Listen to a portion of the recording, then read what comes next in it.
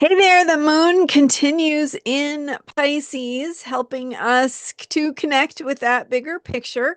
So, depending on when you're watching this video, we had or have a Pisces moon for Halloween, which helps us to open that veil, the veil that is thin between the worlds. We can experience that permeability of the normal ways that we might have boundaries and feel more psychic information, more intuitive ways of knowing, and even in some cases, maybe connecting with something that might feel a little bit spooky, getting out of our normal, ordinary experiences.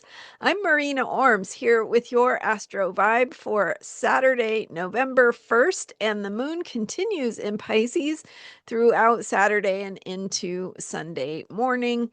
So, with that Pisces moon mood of the day, Pisces vibe, we also have a water grand trine, which I'll talk about in a minute.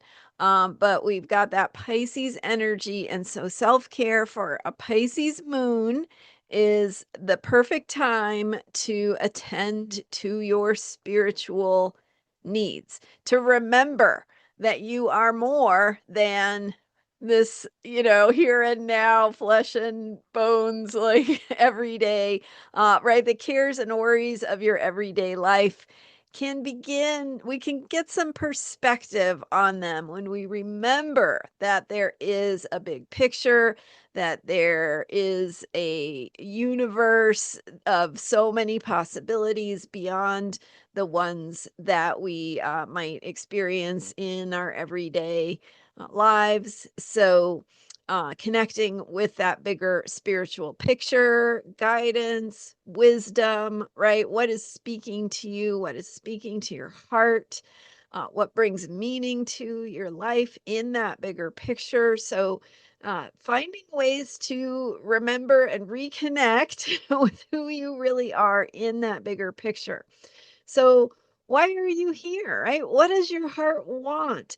What is speaking to you? What is calling you forward? What is perhaps the bigger reason for things that might be unfolding in difficult or challenging ways? What are the spiritual lessons? What are you learning in this process? So, also, with Pisces moon energy, we want to remember that experience of unconditional love, that you are unconditionally worthy of love, right? Worthy. You don't have to prove yourself. You don't have to earn it with Pisces. You're just loved and you're loved because you are, just because there's no why. Right. So remember that reconnection and how love flows for you. Where do you experience love in your life? Having that spirit of gratitude for what makes you feel loved, cared for, belonging, the people you love, the places you love, the ways that you find and experience beauty in your life, things that open your heart, things that awaken your mind, things that remind you of that bigger picture. So that's how we want to think about self-care during a Pisces moon is what are our spiritual needs? What is the invitation to remember that bigger spiritual picture? Great time for, working on something that is in your flow. So maybe doing a little poetry, maybe some music, doing some meditation or yoga or something that reminds you that you are more than this everyday ordinary existence that that you maybe have to contend with on a daily basis. So we also have ongoing, we have outer planets, and I've been talking about this, but they are in called a double sextile trine. I shared a visual on this alignment with a grand trine in water on, uh, was Thursday. In Thursday's video, it was a little bit of a longer video, and I shared so you could see the chart, and I showed you what these things look like to astrologers when we look at charts, and why they're really actually so cool when you can actually see the shapes of what is aligning in the sky. So revisit that because the chart is essentially the same, some minor changes since then, but the shapes that I'm talking about are essentially very similar. So we have Jupiter in Cancer in a trine to Mars in Scorpio, in a trine to Neptune and Saturn in Pisces. And that grand trine forms a giant equilateral triangle in the sky that turns into a kite when you add Pluto on top of the grand trine that is being formed with Jupiter. So go look at that video for a visual on that one. That was Thursday's video on the water grand trine. We also have what's called a cradle in it's continuing in the chart with Mars and Mercury forming the fourth point of a six-pointed star. So we don't have all 6 points, but we have at this point, we have about 5 out of 6. So we're doing pretty good on filling in that that giant hexagon in the sky. Anyway, go watch Thursday's video for that visual, and maybe this will make a little bit more sense. But the point for today and how we want to think of the energies for today is really that there is this flow of support. There is an opportunity for opening and seeing things from new perspectives, opening to new possibilities.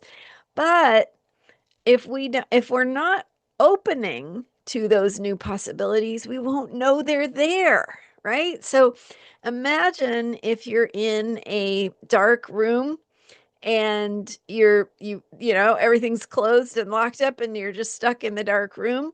Somebody opens a door.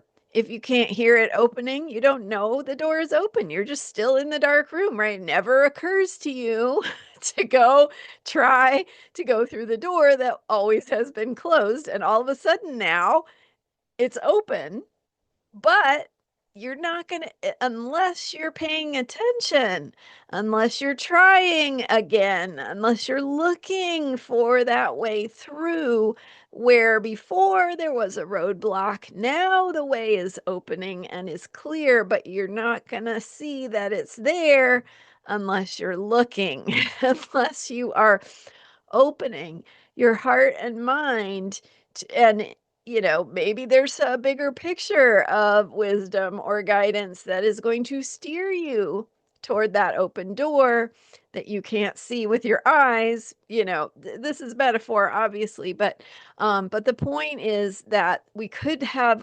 opportunities and possibilities opening up and doors opening where we can't necessarily see them or where they have not been opened before. So to take advantage of that, we have to be showing up. We have to be looking. We have to be feeling our way around in the dark, right? Asking the right questions, stating our intent, being clear about what's important to us, what brings meaning to our lives, so that we're available for that guidance that might steer us right to that open door. So think about that, reflect on that, see if that speaks to you in any way, or it reminds you perhaps to have an open heart and open mind to be available for shift that may be there where you can't necessarily see it or make sense of it just yet, but maybe in retrospect it will make more sense. So those are my thoughts for today. We are heading into next week's full moon in Taurus.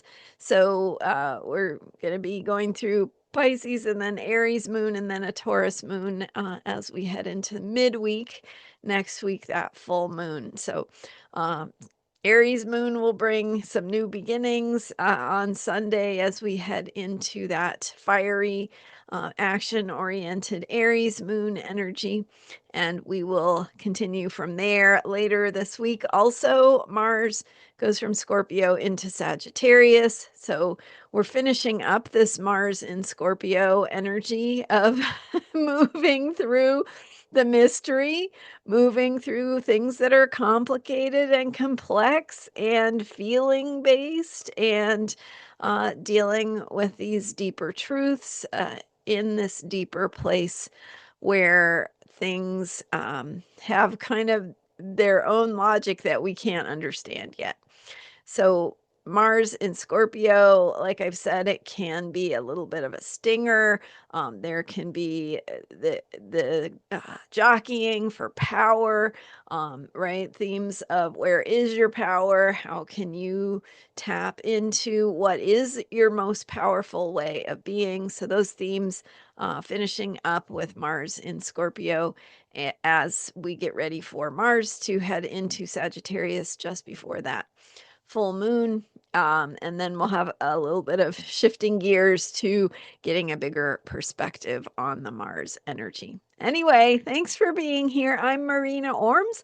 You can book a reading with me at astrologyheals.com. I've got some videos out on the lunar nodes. My first one on the Aries South lunar node is available for sale, but I also have 2 free videos about evolutionary astrology and a intro to the lunar nodes. So if you want to know more about my approach to astrology, and or if you want to understand more about why the lunar nodes are so important and why you should know what yours are, to facilitate your own process of healing and your ability to live the life that you dream of, check it out at transformationalastrology.com. Those 2 free videos are there, as well as the Aries South Lunar Node that is for sale. And I will have more coming soon. Next one will be Taurus South Node, and we'll go from there. So thanks for being here, and thank you for subscribing to this YouTube channel. I will see you next time with more astrology for unshakable self-care. Bye for now.